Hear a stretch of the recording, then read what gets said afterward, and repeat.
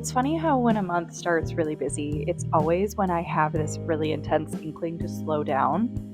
In my journal recently, I've been reflecting on how lately it feels like I've been swept into a lot of life circumstances that are not necessarily mine to fix. And while this is an outcome of being part of a community, it also reminds me of how important it is to really just like slow down, center yourself within your own home and your own like immediate unit, and find joy and light there. And so I've been really reflecting on that in my journal and wanting to take that slower pace really seriously throughout November, especially as we creep closer to the holidays. I personally love this time of year. I am someone who prefers the cooler weather to the summer. Don't get me wrong, I love sunshine. I love being able to like step outside. I love the summer, but like there's something really special for me about this time of year. And I'm just really looking forward to cooking cozy food. I have been doing soups, I have been baking breads, and just finding a way to like do that with my daughter this year as she is finally at an age where she can really hang with me in those activities. I don't know, as I transition out of summer back to school, hectic craziness, Halloween, I'm really feeling that intensity of, you know how like you feel something inside, this sort of inkling or this instinct of something you need to do, and then you, or at least I, immediately compare it with what's going on externally. I can't slow down. Work is crazy. I can't slow down. This friend needs something from me over here and needs my help with this, and my kid needs this at school. And it's like there's a million reasons to look around and sort of rebuff or ignore that very clear voice inside that is telling us the direction forward.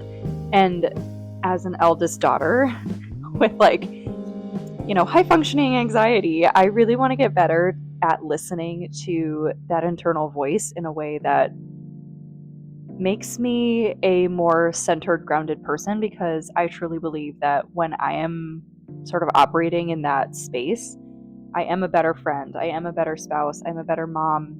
And it's not about being better. It's not just like the sake of being out here being our best selves, but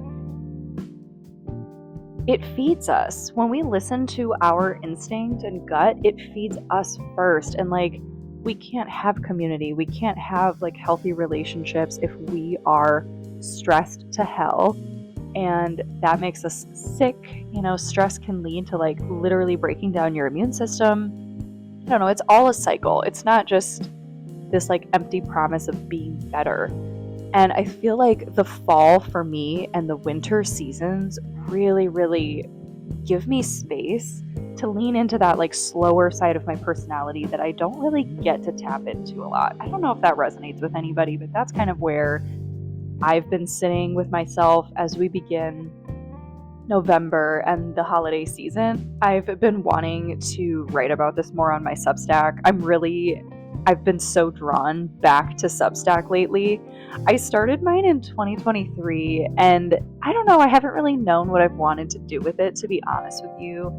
I love writing. I am a writer by nature. It's always something I have done. Like when I look back to my childhood and I think about what is it that I've always, spent my free time doing when I was a kid or feel drawn back to, it's always reading and writing. And at first I started my Substack to kind of reflect on my grief journey, and then that kind of stopped feeling authentic to me. I didn't know how to authentically share my grief without it feeling a little bit too self-centered. I don't know if that makes sense. I know there is so much of a need for creating space for people in grief, and I very much believe in that. But in terms of what I wanted to write about or focus, it just didn't seem true to me. Grief very much has been a catalyst of a lot of my creative journey in the last 2 years, and That will always be part of my story, absolutely. But again, I just didn't want that to be like the primary focus. And so I'm kind of reflecting, like 2025, I've really had to prove to myself that I could be consistent with some kind of community growth online. And I think I have proven to myself that I can be consistent and I can actually do this thing that I've sort of wanted to do for a while at this point and just never was brave enough to really step out and do it. It takes a lot of vulnerability to post yourself online. You have to be okay with people misinterpreting you, with maybe being misrepresented. But I feel like that's a really good exercise for me just as a person. But 2026, I want to really focus my content a little bit more. And maybe I'll go into that in like later videos, but I don't know, where are you creatively? Like, what are you exploring? What are you feeling? What are you sensing as far as your creative journey heading into the new year?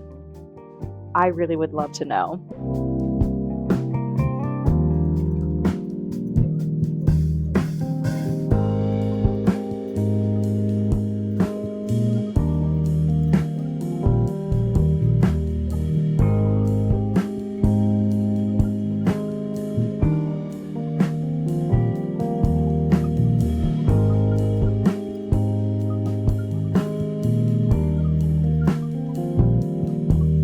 I had the most incredible PR package from Penguin Random House. I did know this was coming. They reached out to me a few weeks ago asking if I would like to get a copy of their new book, which is called Thirst Trap by Grianne O'Hare. And I said, yes, I would absolutely love that. So that came today, which was super fun. And I'd like to open it up with you. First of all, I love the cover of this box, the cigarette and the shoe. First things first, we have a thirst trap for imaginary authors. This is a perfume sample. Little blurb about the book and the perfume itself. Thirst Trap is a bitingly funny novel by Grianne O'Hare about a group of women who, having witnessed the highs and lows of their roaring 20s, stare down 30. This fragrance is called In Love with Everything. It is a delightfully juicy fragrance that encapsulates the raucous parties, surprising hookups, and hellish hangovers detailed within the book itself. One spritz will drop you right back into the vibrant world of Thirst Trap. Interesting. I love that because perfume is absolutely having a moment right now. That actually smells really good. I was expecting a really sweet scent because it said juicy, but it's vaguely woody. I'm gonna look up these fragrance notes, but also in the box we have this incredible hat. It actually has a really decent clasp. Of course, the most important element of the package itself is the book. How fun is this cover? I had seen this on NetGalley and I was planning to request it when the folks at Penguin Random House reached out to me and asked me if I wanted a copy. I think this is going to get bumped to the top of my November TBR because it does come out November 4th.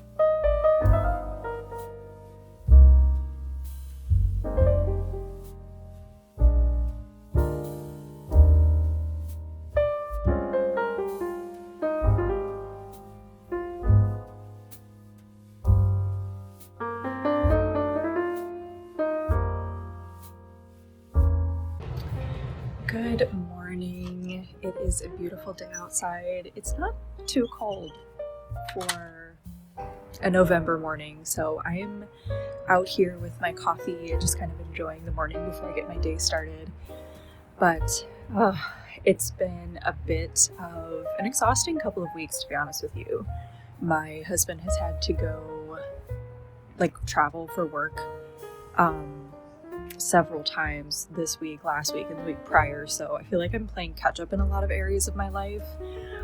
Just like trying to get my work back on track and like just personal creative projects done.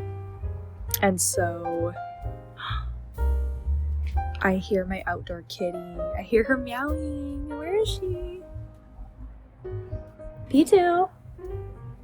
Her name is P2, which means like little puppy in French Canadian apparently. Anyway, she'll come up in a second. I can hear her.